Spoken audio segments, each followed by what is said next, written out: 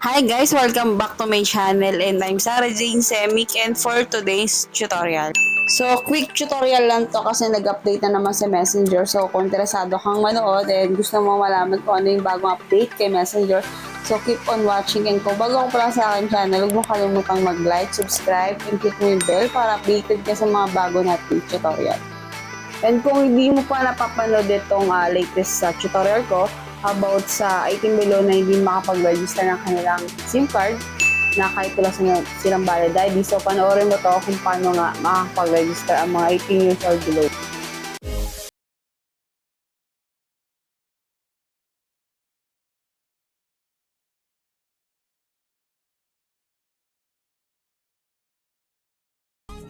Okay, magsimula na tayo. So, kailangan updated ang ating mga messenger and pumunta kayo sa Play Store nyo or Apple Store kung ikaw Android or iPhone. So, search nyo lang messenger and kailangan updated itong apps natin.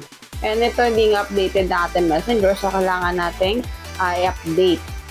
And mag-antay lang tayo matapos ang ating update. And kung okay na, updated na ang ating messenger, magpunta tayo sa ating messenger, open natin. So, ito na nga yung bagong update sa messenger. Kung mapapansin nyo, kapag naka-online kayo, yung mga online yung friends is kulay green yung nakalagay na bilog dyan sa ilalim ng kanilang profile. Ang bagong update sa messenger ay pwede na nating palitan ang green na yan ng iba't ibang kulay. So, ito. Click mo yung logo sa iyong messenger. So, pumunta ka sa accessibility.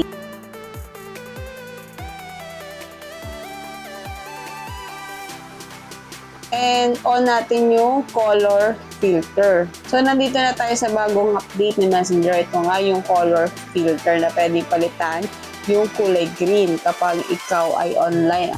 And ito yung mga kulay niya na pwede mong palitan. So, yung una, yung unfiltered. So, ito yung totoong kulay ng online na logo. And yung pangalawa is blue-yellow.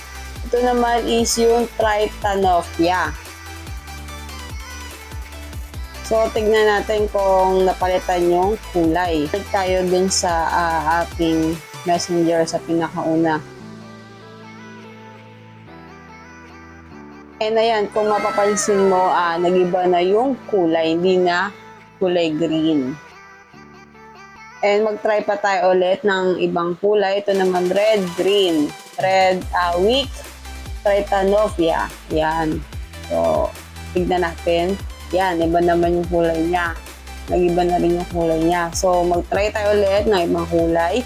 Kung anong gusto mong kulay na pwede mong palitan. Next, yung green-red, green weak. So, pumunta tayo ulit sa ating messenger kung napalitan. Ayan, iba naman yung kanyang kulay.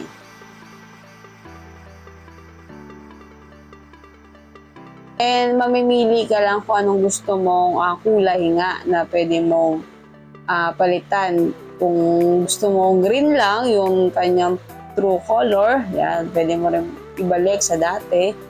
And kung gusto mo na ibang kulay, pwede mo rin palitan. And ito yung apat na kulay na pwede mo palit-palitan. Kung nagsasawa ka na sa green, so pwede mo palit-palitan yan ng anong gusto mong kulay.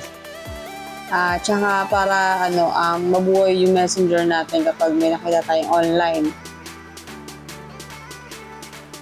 Yung dati niyang kulay na green.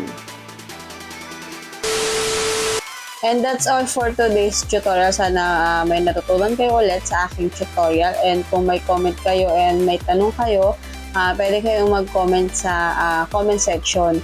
And kung may iba pa kayong suggestions na pwede natin gawa ng tutorial, mag-comment ka lang din sa aking comment box. So, maraming salamat ulit. And kung bago ka pa lang sa aking channel, napadpad ka dito, welcome.